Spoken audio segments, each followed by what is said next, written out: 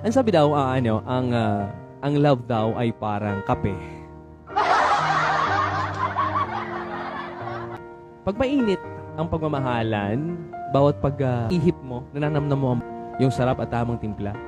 Pero ang kape ay pag lumamig na, parang lang din daw pag-ibig.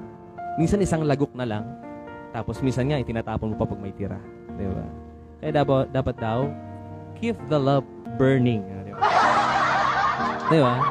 Dapat maging mainit ang pagmamahala ng bawat isa. So, ganoon lang ang buhay. Okay?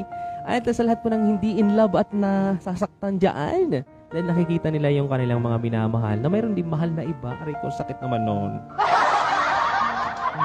Di ba? Oo.